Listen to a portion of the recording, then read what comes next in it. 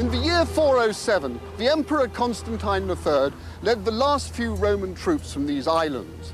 The empire that had constructed this remarkable wall had crumbled in Britain.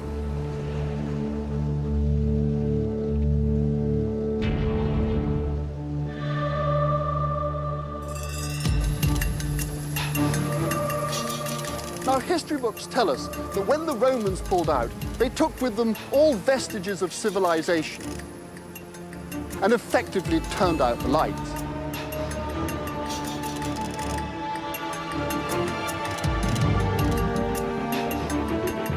The country then plunged into centuries of cultural and economic chaos, known as the Dark Ages. Now, all of this would be fine were it not complete rubbish.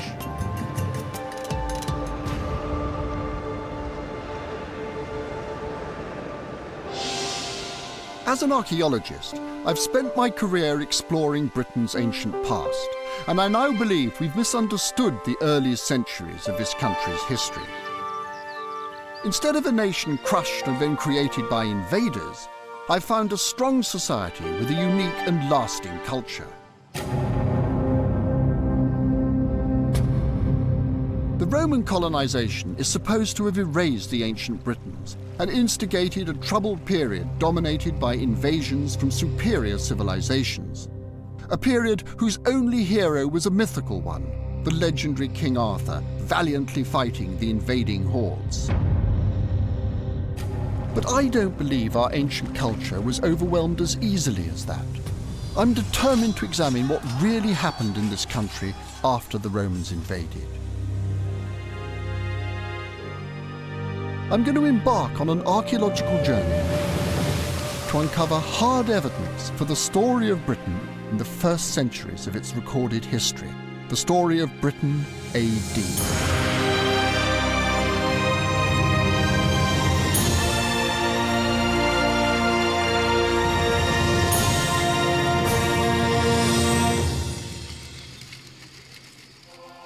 Using the latest archaeological research, I'm going to tell the real story of Britain from the perspective of the men and women who lived on this island during this period. And I'm going to start with the first chapter of Britain A.D., the Roman occupation of Britain. This peaceful corner of Somerset is the site of one of Britain's earliest and bloodiest battles, and is evidence for the crushing of our ancestors in the early years of Britain A.D. For hundreds of years before the Roman conquest, this dramatic hill fort was a religious centre for the ancient Britons. When the Roman conquerors arrived, the people up here were ready for them. The banks on the side of the hill are the remains of ramparts that would have stood 5 meters high.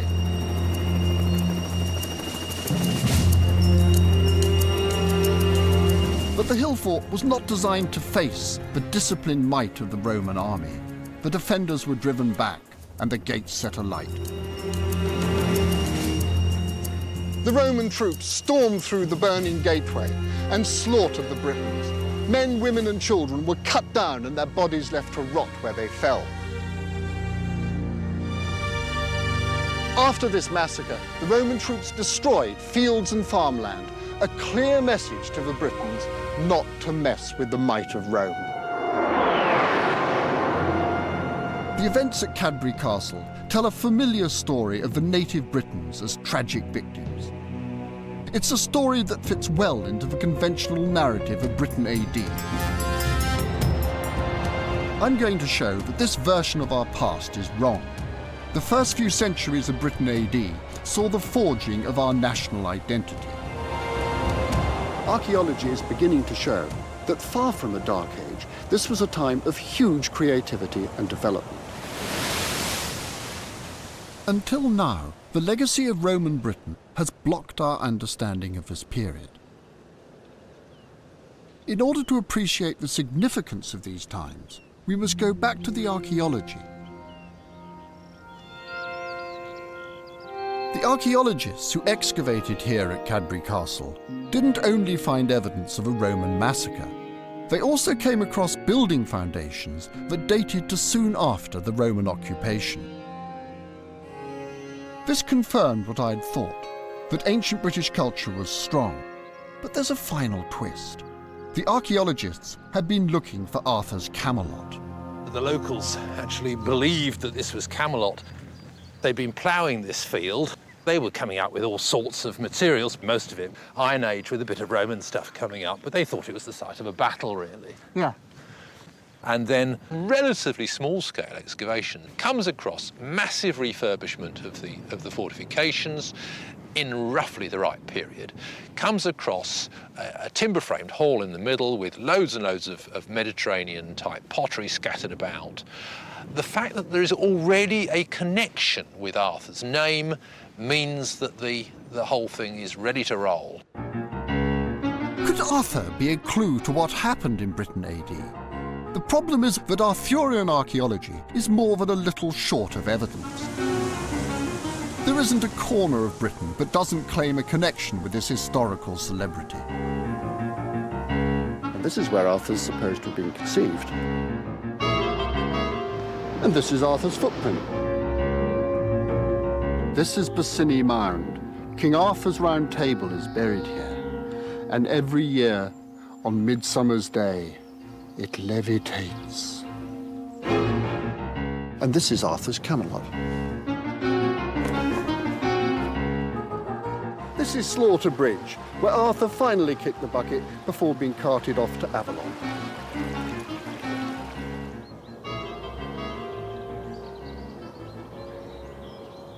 As an archaeologist, I've always been rather sceptical of the Arthurian industry.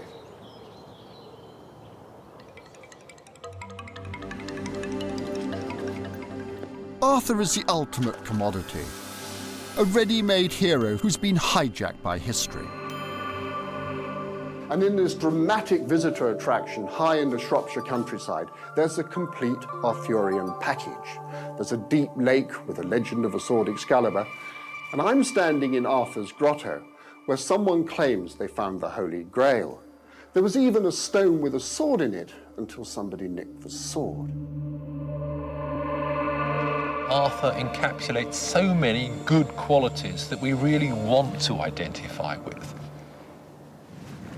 Arthur's the great warrior figure, and he'll come back to save us when the nation is in its greatest peril. And that sort of story has an enormous attraction.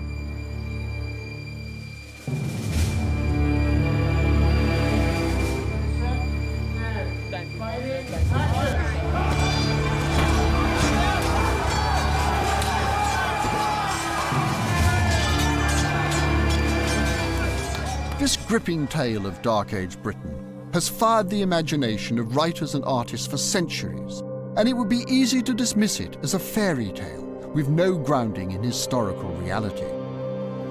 But myths are not necessarily lies. Stripped of his medieval embellishments, Arthur has new things to tell us about this period. The idea of noble Arthur conflicts with the conventional view of the barbaric Dark Ages and supports my view that British culture survived the Romans intact. And at the heart of Arthur's story, I found a clue to the resilience of the native Britons in the aftermath of Roman rule. The myth of the sword Excalibur holds a clue to what really happened in Britain A.D. The story of King Arthur is not a happy one. The tale involves an illegitimate boy who is raised by a magician called Merlin. The boy becomes king and assembles a loyal following of 12 men known as the Knights of the Round Table. King Arthur and his knights fight many gallant battles, but eventually Arthur is killed. His body is taken to the magical island of Avalon, where legend has it Arthur is not dead but sleeping, waiting for a time when his kingdom will need him again.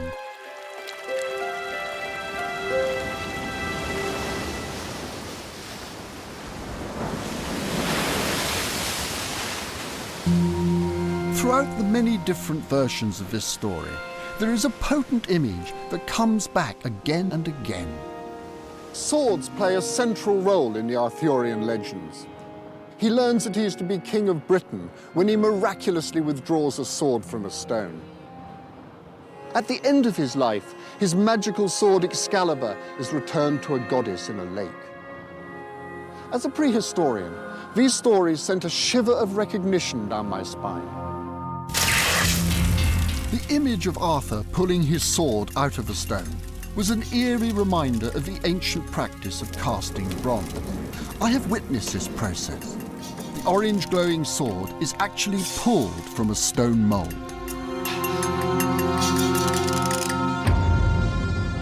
In my work as a prehistorian, I had discovered ritual traditions in which weapons were disposed of in watery places and where islands had particular potency. How did these ancient British traditions find their way into the story of King Arthur, written centuries later?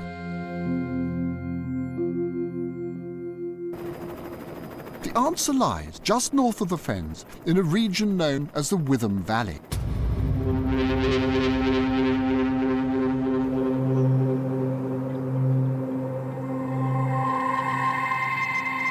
In 1981, archaeologists digging here came across a remarkable discovery.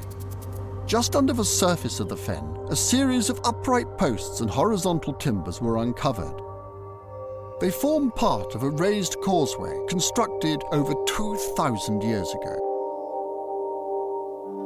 At either side of this causeway, archaeologists found dozens of pieces of ancient weaponry, including a large number of swords and spears. And this was not the first time that such objects had been found here.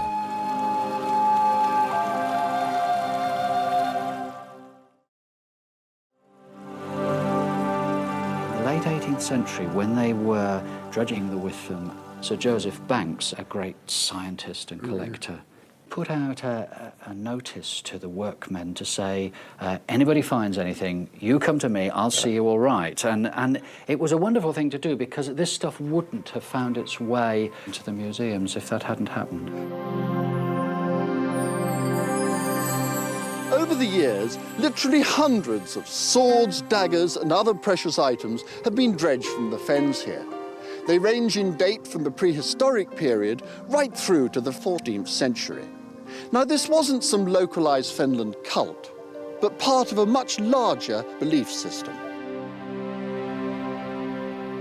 They're still being found today.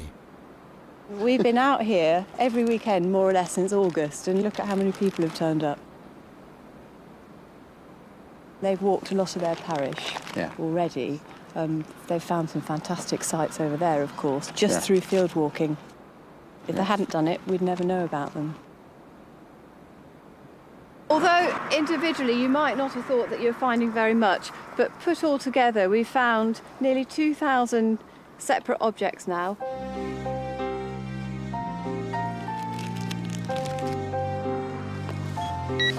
And that's an Iron Age axe, part of the shaft still there. Again, you so rarely see them. 1858. That's a Viking axe and a made for splitting heads. This extraordinary, complete Iron Age spear shaft. It's the longest in Europe. Medieval iron swords. A masterpiece. The Witham shield's not really useful as a shield. As with much of this, it's a ritual piece. Although we find weapons, we're finding tools as well. The great and the good and the everyday people, I think, coming together in this activity. It wasn't until recently that archaeologists began to notice a pattern in the location of these objects. Throughout the valley there are these slightly higher sandbanks and ridges. These were the remains of ancient causeways, which once formed part of this extraordinary landscape.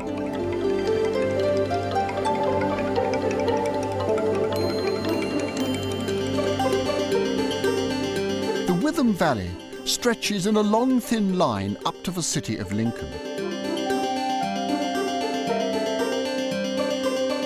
Until Until these fens were drained in the 1780s, the Witham would have sprawled all over the low-lying land, weaving a network of islands and marshes. Local people moved around the fens on a series of wooden causeways. The weapons were always discovered near these causeways. At first it was assumed they were accidentally dropped or lost in battle. In fact, there is a far more mysterious explanation. People were visiting the river, using the river, and for whatever reason, they were leaving this sort of material. The spear could have been used in the river, but it seems to have been given to the river. And I like the idea of them being given and returned to the waters, perhaps.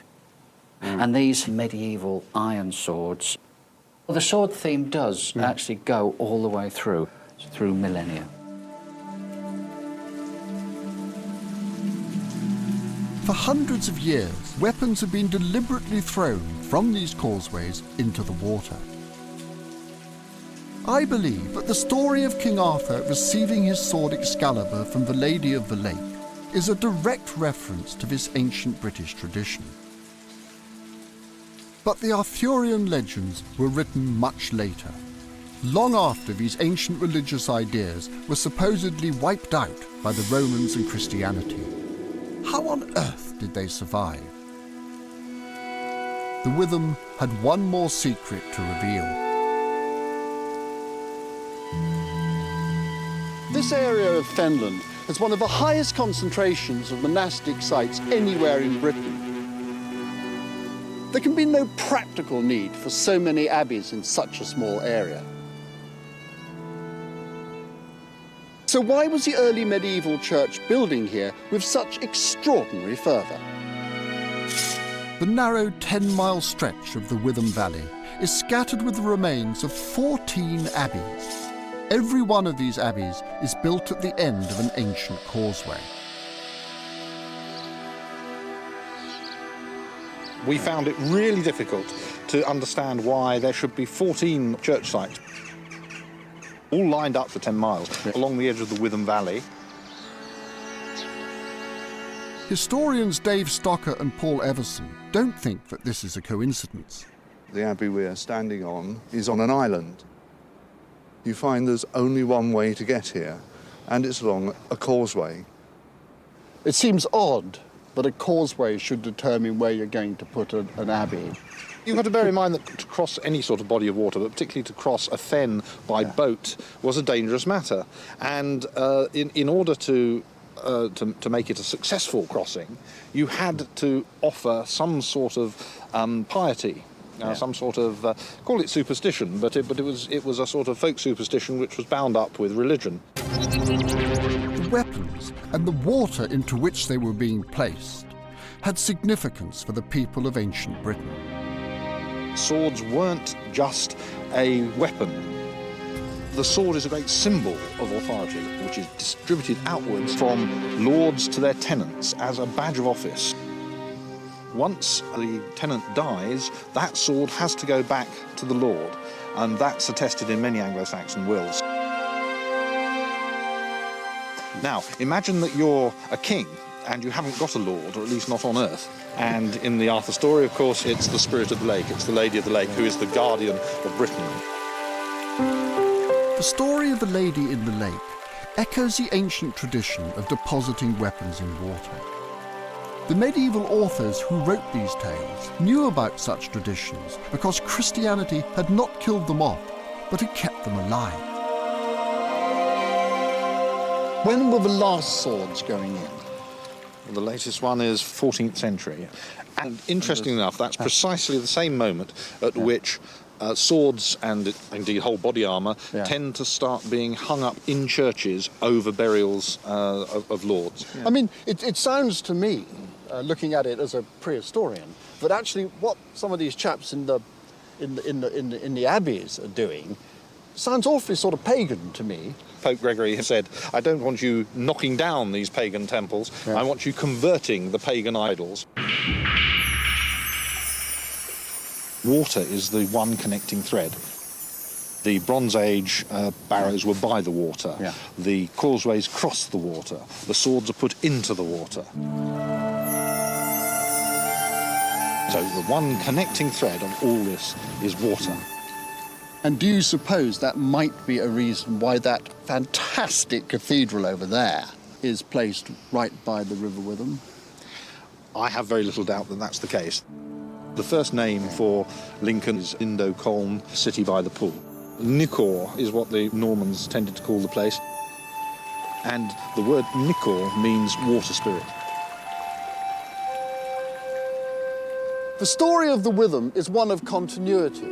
It suggests that deep-rooted ideas that began in prehistory continued well into the medieval period. This clashes with what I learnt at school, where the first 1,000 years of British history were a series of massive invasions. Indeed, the first of these, the Roman invasion, may not have been a forced invasion at all. At the heart of a tale about a boy and a magical sword, I found evidence that ancient British traditions survived the Roman invasion. A new series of archaeological discoveries are beginning to rewrite the story of the Roman invasion of Britain. This elegant mosaic decorated the floor of one of the most luxurious buildings in Roman Britain. But this was not the overseas residence of some extravagant Roman governor, but the home of a wealthy, Romanized Brit. Fishbourne Palace is the largest building ever excavated in Roman Britain. Martin Hennig helped excavate the gardens. It was absolutely amazing. Digging along, your trowel couldn't help sinking in, and you were actually uncovering the bedding trenches, probably for box. You can see similar gardens on a much smaller scale if you go to Pompeii. On a smaller scale? Yes.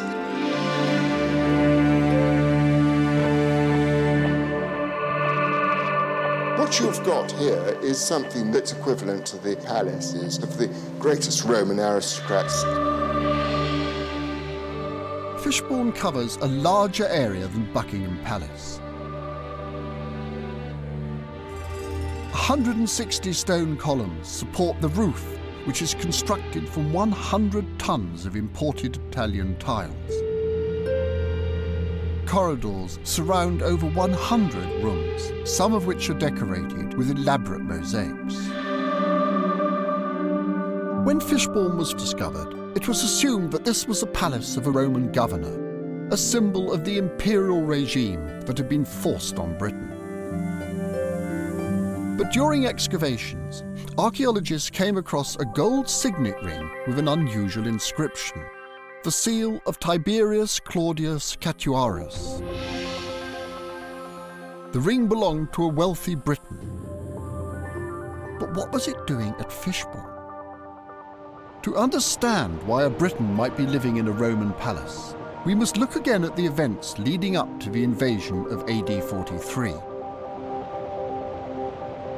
Maybe because we haven't been invaded since 1066, we British have a simplistic attitude towards invasions. We see them as being inevitably oppressive. So we imagine that when the Romans arrived, they wiped out British culture and customs. But in actual fact, it wasn't a straightforward process of colonization.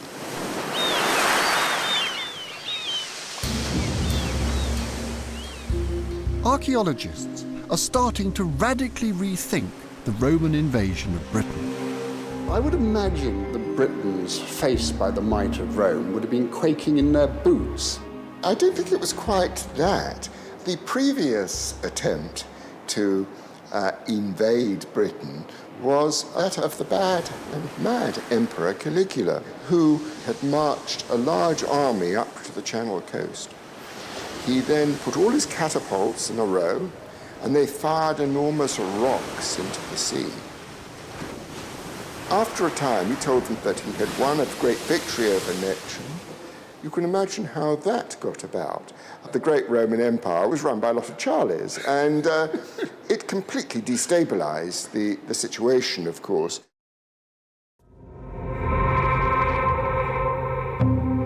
Pre-Roman Britain was in fact a collection of often feuding tribal kingdoms. There is very little written evidence about early British tribes, but John Crichton showed me a burial from the period which contained some intriguing items. Lexington Tomb List is a burial found just outside Colchester. Dates to about 10 BC, so this is still about 50, 60 years before the Roman conquest. Containers of Roman wine, small little Cupid, bronze work coming in from the Italian world. This stuff just isn't being produced in Britain at all.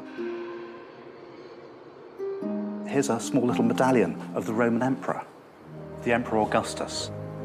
So a really nice personal gift from the emperor.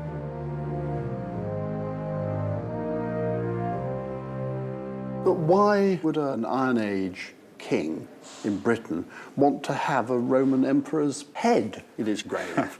They're associating themselves with Rome. It's like all the satellite states around the Soviet Union or the influence America had in Central America. Big, powerful empires have very, very close relations with all the states around them. Certain tribal leaders in Britain had been friendly with Rome for decades before the invasion. Their coins reflect the glory of the empire. Coinage is never politically neutral. It's always saying something, it's always meaning something. It has its own native style to start with. But then, around about the time of this kind of burial, we start finding classical imagery appearing on the coins. So they would have been familiar with classical literature? Certainly the upper tier, yes. And that can't be a coincidence. The kings in Britain are very tightly bound in with the power politics in Rome. We see them adopting the same imagery, again showing their affiliation to the New World Order. There was one British king known as Verica, who was on particularly good terms with Rome. His tribe was the Atrebates.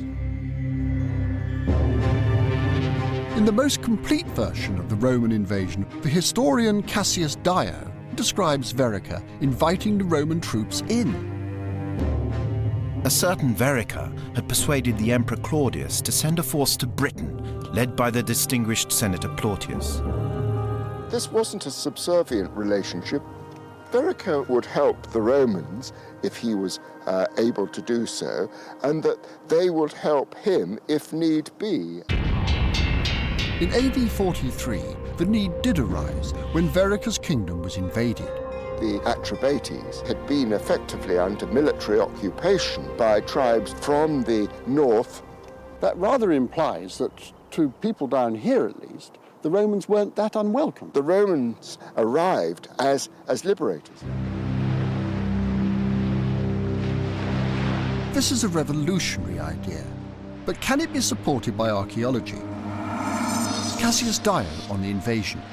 On the way across, they were first discouraged, but they recovered when they saw a flash of light cross the sky from east to west, the direction they were travelling.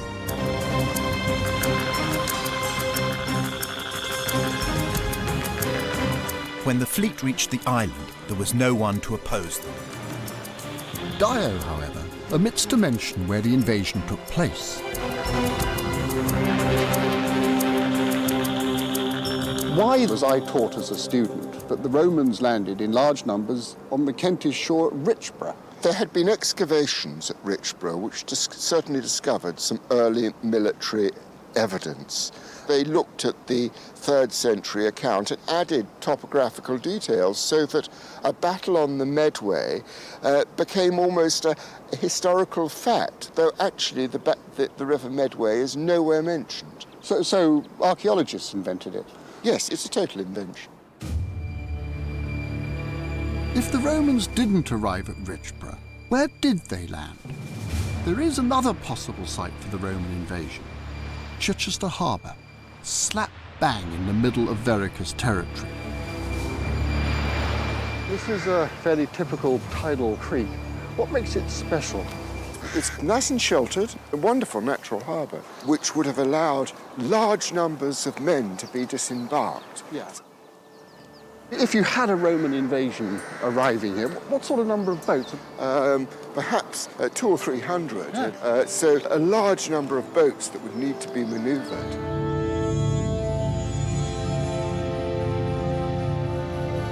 Chichester Harbour is in fact right next to Fishbourne Palace. So was the palace anything to do with King Vereker? The palace was built 30 years after the invasion. However, recent finds of ceramics have revealed that there was a base at Fishbourne before the invasion. John Manley was involved in the excavations.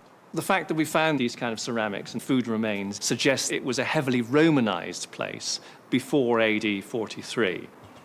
To my mind, it makes it much more likely that a large part of the invasion force landed here in territory that they were familiar with, maybe in territory where they already had client kings. It was Vereker who pleaded with the Romans to come to Britain. And Vereker lived somewhere around here, Chichester Fishbourne area, and that was used as a pretext for the invasion of Britain.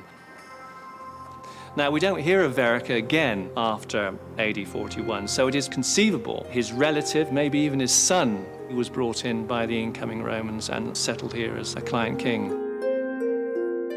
Although we can't be certain, Vereker's son was probably called Togidubnus. Excavations at Fishbourne found the marble bust of a child. Was this the owner of the palace? The marble head has to have been carved in Rome. There was no marble carving in Britain. It's very likely that of Togidubnus at the time he was made a Roman citizen.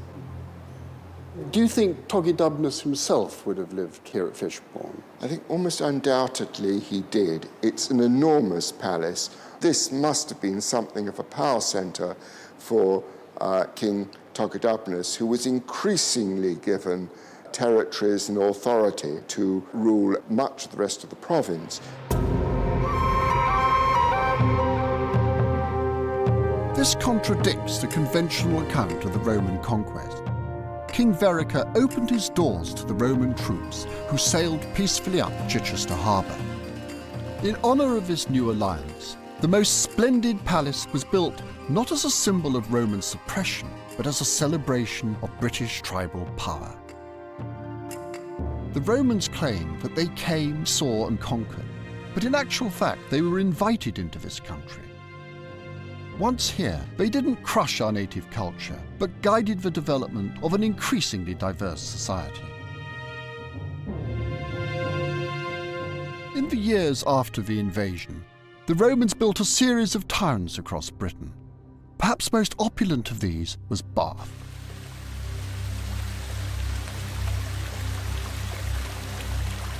The buildings here typify the elegance and the glory of the Roman Empire. The town was built on the site of an ancient spring, which had been a religious site for thousands of years.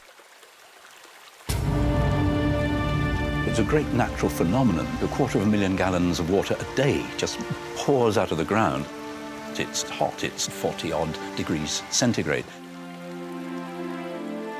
Barry Cunliffe excavated the baths in the 1970s. Within 30 years of the invasion, they were putting up this great monument.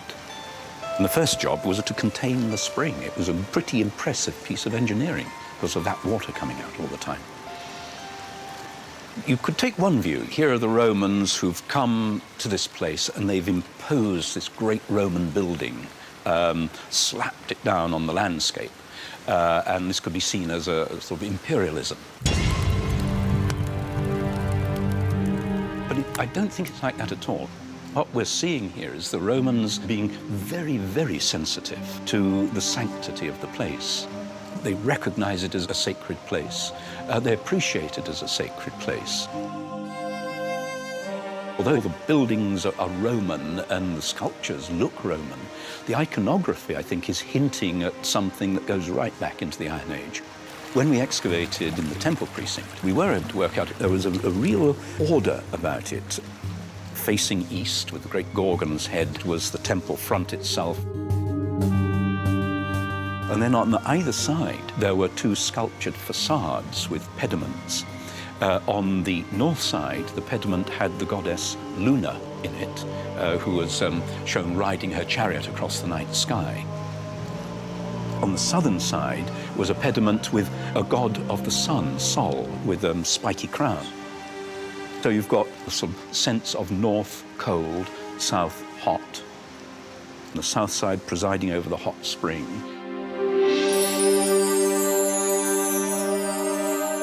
And the balance between the goddess and the god, the male-female.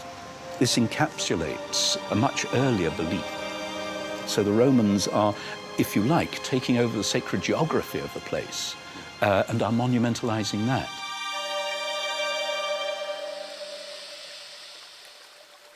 Many objects were thrown into the sacred spring as offerings. This is a startling reminder of the age-old customs in the Witham Valley and the Arthurian story of the Lady of the Lake. The spring is a fissure going down into the underworld where the deities lived, so you could communicate there. This, we know from the Roman period, was sacred to Sulis Minerva, the two words put together. Now, Minerva, of course, is the Roman goddess. And Sulis is presumably the Iron Age goddess, the person revered here going right back in time. The earliest occupation is Mesolithic, going back to 7000 BC. People will always have revered it. You can imagine what it would have looked like at the time of the Roman conquest. The water brings up iron oxide, and that would have spread red crusts around on this black mud. And it must have looked almost as though the ground was bleeding. The construction of these baths is a magnificent feat of engineering for which the Romans are quite rightly admired. Although they gave us magnificent buildings and luxurious baths, I do not believe that the Romans fundamentally changed this country's soul. Through the years of Roman occupation, Britain developed a unique ability to absorb foreign influences without losing its own identity. But the biggest foreign influence had yet to arrive. It originated not in Rome, but in the Holy Lands of Jerusalem, and it would contribute to the fall of the empire in Britain. It's long been assumed that having forced themselves on Britain, the Romans abandoned this insignificant island to deal with more pressing problems at home. However, I don't believe this was the case. This vast lead tank has been restored to its original state. But when I first saw it, I was crammed at the bottom of a Roman well, and the tank lay there like a crumpled milk carton. I remember thinking, why on earth didn't they melt it down and reuse this valuable lead? Why dispose of it in this deliberate fashion? What was so special about this tank? The tank is decorated with a symbol which combines the Greek letters chi and rho, which is a sign of very early Christian worship. This is Constantine the Great.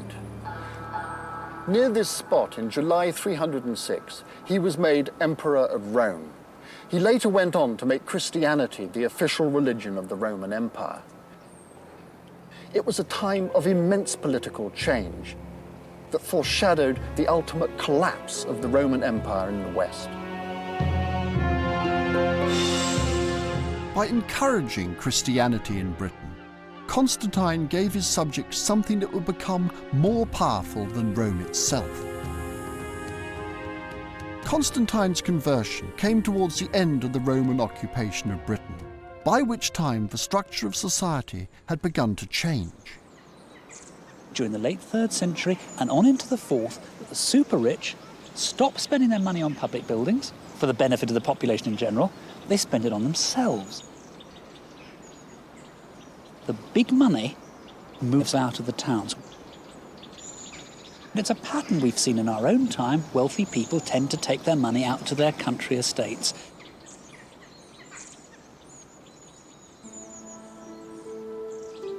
The great villas were just scattered throughout southern Britain.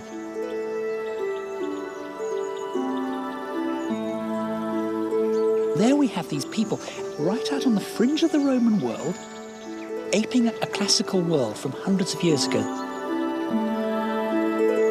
These people were sticking references to classical mythology and classical literature on the floors in their houses. These mosaics hold a key to the way in which beliefs in Britain changed. Chedworth Villa in Gloucestershire was one of the richest of these country houses. Phil Bethel showed me around. This was one of probably the top 10 richest, most opulent houses in the whole of Britain in the 4th century.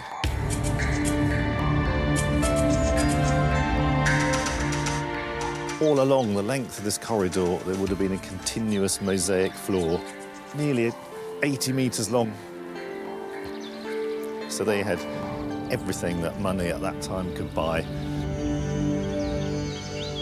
Mosaics in every room, underfloor heating systems, 2 bathhouses, their very own in-house water shrine. This whole thing was designed to show you I'm rich and I'm powerful.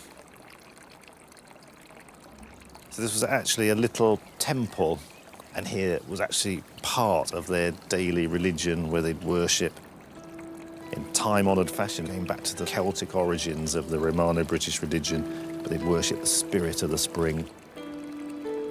They seem to have almost recreated a bit of their earlier cultural history.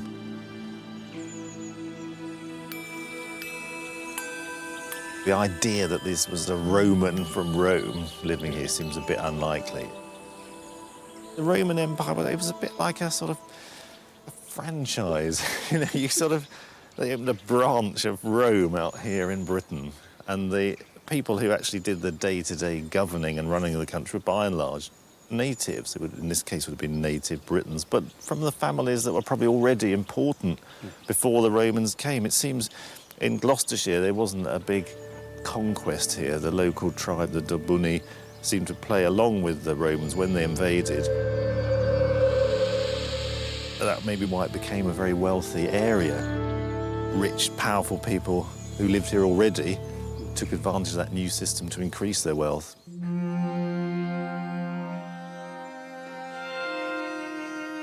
Some of the mosaics that covered the floor of Chedworth Villa have been destroyed. But many British mosaics have been preserved in architectural drawings. From a society who didn't leave many written records, these mosaics are a unique insight into the complex minds of the Romano Brits and the beliefs that changed their world. Some of these mosaics contain a strange mixture of Christian and pagan symbols, which have long been dismissed as clumsy mistakes. But in actual fact, these images are connected to the mystery of a lead tank. I think that we ought to look at mosaic pavements in much the same way one would look at stained glass windows in churches. When you go to Chartres and look at the glorious stained glass windows in a Gothic church, each image up there says something. We have to see this as being a literate society, a learned society, elite members of society with quite a lot of time on their hands, who were interested in reading the classics and the literature, and they are trying to make sense of the world they live in. At Lullingston Roman Villa, the discovery of a converted chapel was evidence that Christianity had been practiced here. Within the mosaics, Dominic Perring has found a sign that the people here were dealing in a very unusual Christian cult called Gnosticism. 4th century is a period of vigorous intellectual ferment. And whereas today we have a strong idea about science as leading us forward, then it was very clearly philosophy. People were trying to escape the mortal condition, this prison of our world. To escape, it was about knowing the secrets. It was about knowing how to move into a higher plane of existence. And knowledge was very much part of that. Knowledge of the images, knowledge of mythology, knowledge of philosophy, knowledge of Christ, but also secret knowledges. Hidden in the mosaics, Dominic has found Gnostic images which blend classical myths with the Christian ideas about immortality.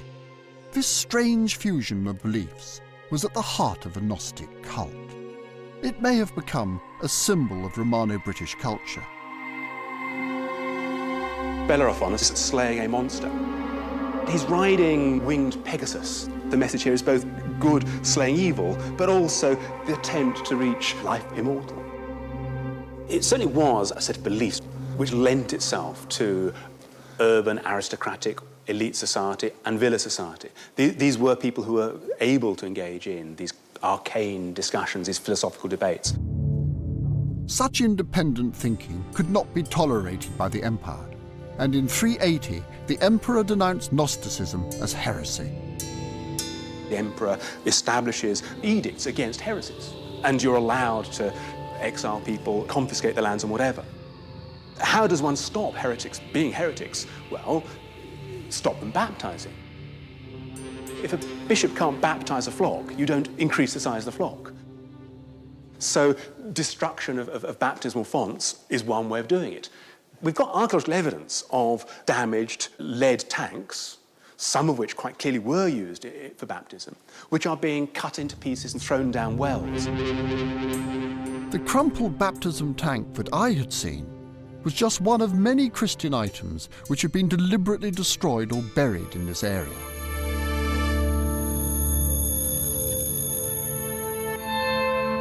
We have church plate, baptismal spoons, the chalice used in the Eucharist, being buried in some of these silver hoards. People are decommissioning these items. Whoever buried this collection of precious silver must have felt anger and resentment, because their property, their beliefs, their very identity were under attack. By the time this treasure was buried, Rome had lost the hearts and minds of the native Britons. Having invited the Romans in, absorbed and digested the rich and various influences of a classical world, Britain turned its back on Rome and looked to an independent future.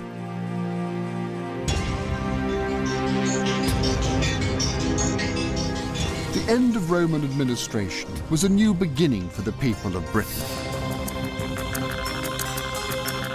3.5 centuries after the Romans destroyed it, the magnificent hill fort of South Cadbury was reoccupied. It has long been imagined that the figure who led this resurgence was King Arthur. Arthur is a kind of product of different generations and how they see themselves. Arthur was created largely by medieval romantic historians who wanted to create a kind of pseudo-chronology of events after the Roman invasion. And the trouble is, it's loosely threaded together with pieces of genuine evidence. And it depends on how literally you choose to take bits of that. I rather suspect that Arthur is a kind of metaphor, a symbol for the sort of petty tribal chieftain who will have taken over power in a region after the Roman power collapsed in Britain. A man who could hold his people together. This valiant king embodies a brave new world in which the descendants of Roman Britain began to build an independent future. And yet for centuries, we have shrouded this exciting time under a veil of mystery and labelled it the Dark Ages. Next week, we will discover that Arthur's Britain was in fact a time of creativity and progress, in which nothing less than the future identity of this country was forged.